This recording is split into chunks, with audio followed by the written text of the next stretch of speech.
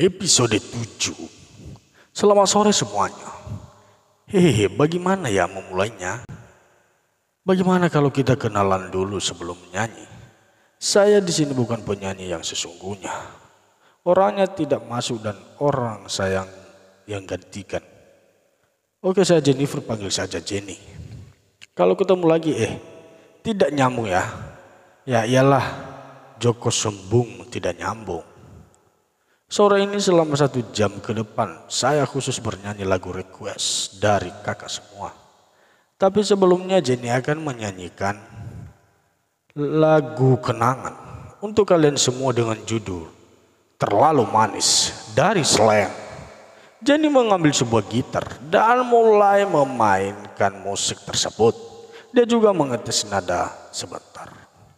Terlalu manis untuk dilupakan.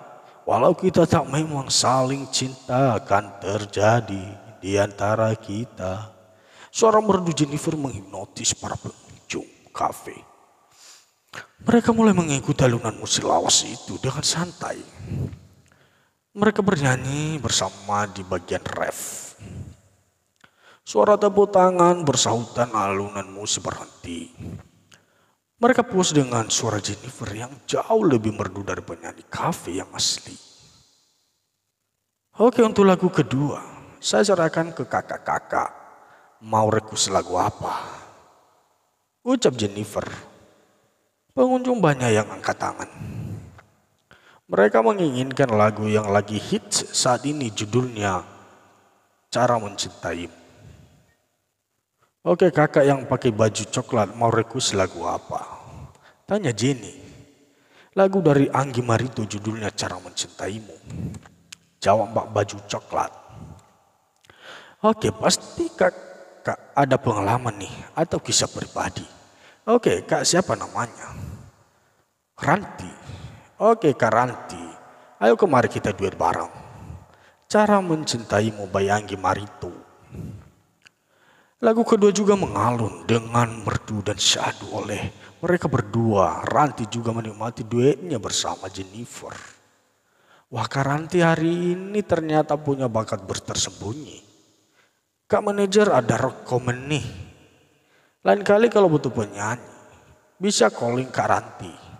Puji Jenny pada Ranti. Membuat gadis di sampingnya itu tersenyum malu.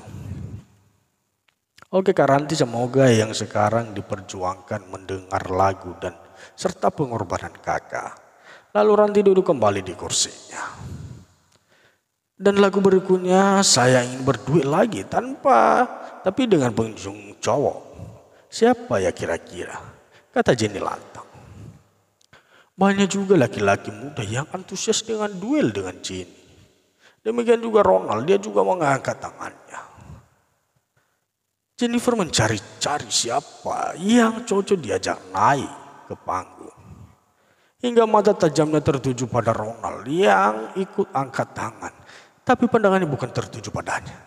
Tapi pada pria dengan Ronald di depan Ronald. Itu kan Om Alex segala. Oke, gue kerjain saja dia. Batin Jenny. Dia akan menunjuk Alex untuk duet dengan dia. Mau tahu kehebatan manusia killer itu? Oke, saya akan pilih ya. Jenny mendekati meja Alex. Hai Om, ketemu lagi kita. Sapa Jenny. Jawab Alex malas. Sebenarnya dia tidak mau kalau menjadi pusat perhatian. Ini malah tampang gantengnya memenuhi layar kafe. Membuat kaum hawa menjerit. Melihat wajah ganteng dan cool itu. Oh, ganteng banget, mau dong jadi pacarnya. Selingkuhannya pun mau. Suara-suara pengunjung wanita berisik sekali. Oke guys, bagaimana kalau kakak ganteng ini yang duet dengan saya? Kira-kira setuju apa ya? Tidak ya? Ucap Jenny Jenny Mike. Setuju. Suara kompas sambil bersorak itu menggema di Cafe Star. Siap. Umpat Alex. Manajer memberikan satu mikrofon lagi dan diletakkan di meja Alex. Sementara Ronald tersenyum geli. Bosnya yang terkenal galak dan suka marah-marah itu diminta menyanyikan lagu oleh seorang remaja tomboy dan jahil. Dia yakin kalau Jenny sengaja menuju Alex. Meski Alex tidak ikut angkat tangan. Alex masih diam di tempatnya. Om bisa kan lagu barat judulnya Almost Is Never Enough? Tanya Jenny.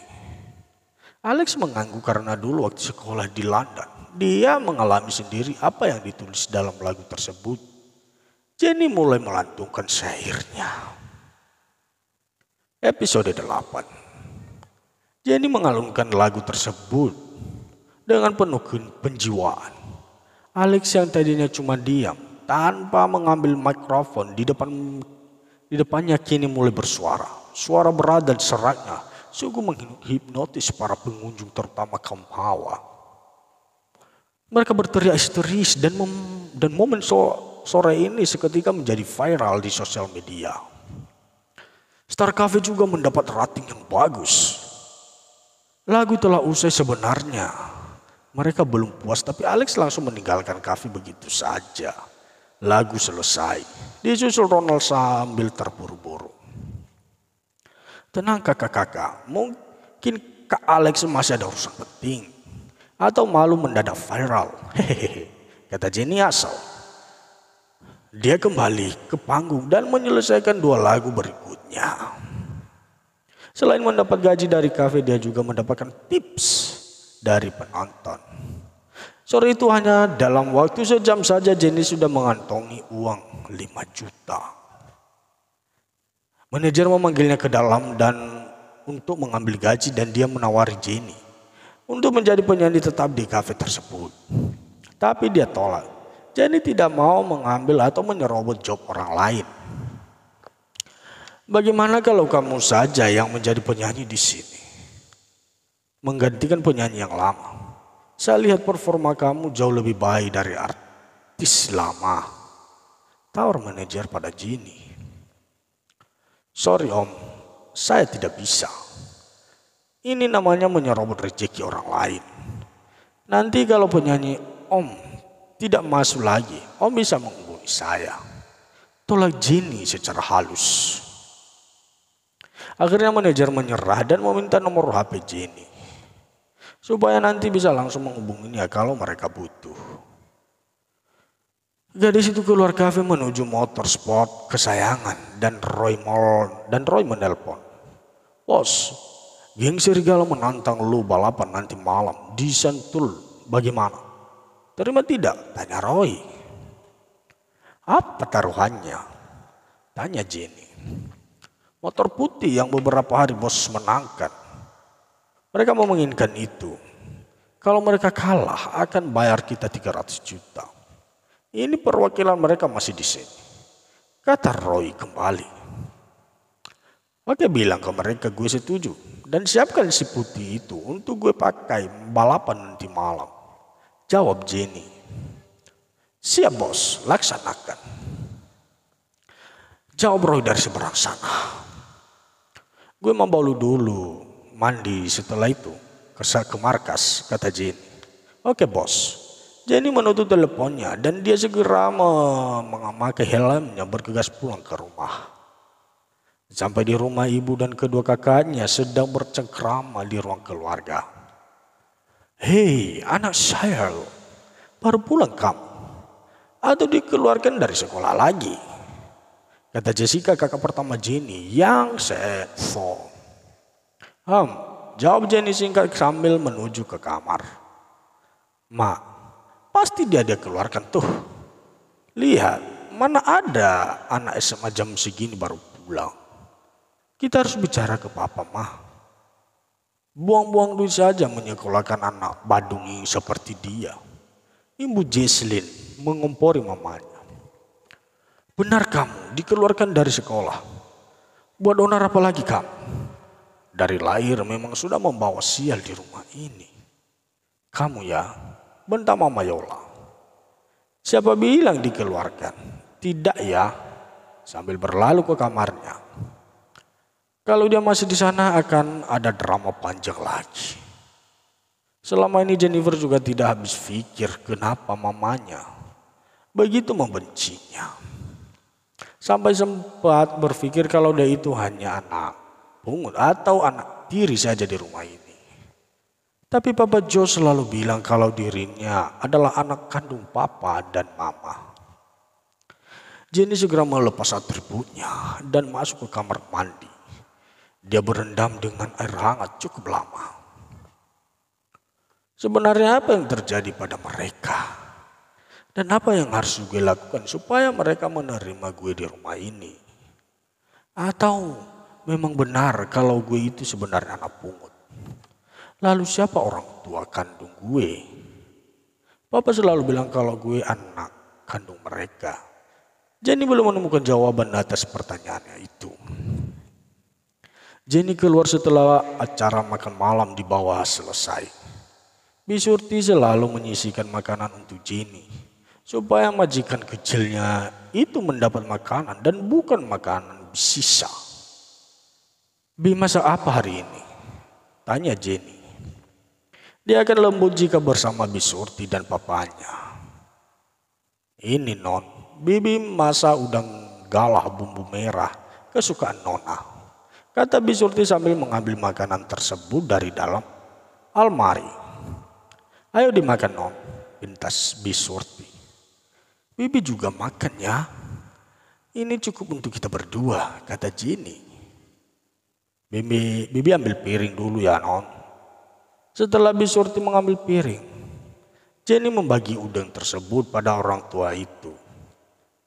Dialah yang Joshua percaya untuk mengasuh Jenny mulai dari bayi sampai sekarang. Bibi harus sehat terus ya. Jenny akan sedih jika nanti Bibi tidak ada, ucap Jenny sambil menyuapkan makanan ke mulut Bi Surti. Iya non, non Jenny juga. Bibi juga akan sedih kalau non sedih. Non Jenny sudah Bibi anggap putri Bibi sendiri. Anak Bibi semua di kampung. Bibi hanya punya non Jenny di sini, ucap Bi Surti sambil menitikkan air mata. Bi, benarkah Jenny ini putri kandung Mama dan Papa? Kenapa Mama selalu membenci Jenny, Bi? Semua yang Jenny lakukan salah, berbuat baik salah, berprestasi salah, nakal salah. Sebenarnya Jenny tidak mau seperti ini, Bi. Jenny juga ingin seperti Kak Jessica dan Kak Jesslyn. Bisa bercanda dan disayang Mama. Jenny nakal begini sebenarnya hanya ingin mendapatkan perhatian mereka. Paling tidak Mama memarahi Jenny, itu sudah cukup, Bi. Berarti dia peduli kalau mau marah pada Jenny. Tapi ini, dia marah ke Jenny kalau Kak Jessica yang berbuat salah atau Kak Jesslyn nakal. Semua kesalahan mereka dilimpahkan ke aku, ke Jenny, supaya Jenny dihukum oleh Papa. Cerita Jenny pada pengasuhnya itu. Bi Surti membelai rambut Jenny dengan lembut. Jangan pernah membenci mereka ya non. Sebenarnya di dalam hati Nyonya yang paling dalam, rasa sayang itu ada. Tapi bentuk penyampaiannya yang berbeda. Suatu saat mereka akan bangga dan menyayangi non Jenny. Percayalah pada Bibi, kata Bi Surti menghibur majikannya itu. Tanpa mereka ketahui, Joshua yang baru pulang dari kantor mendengar obrolan mereka berdua. Dia juga menitikkan air matanya.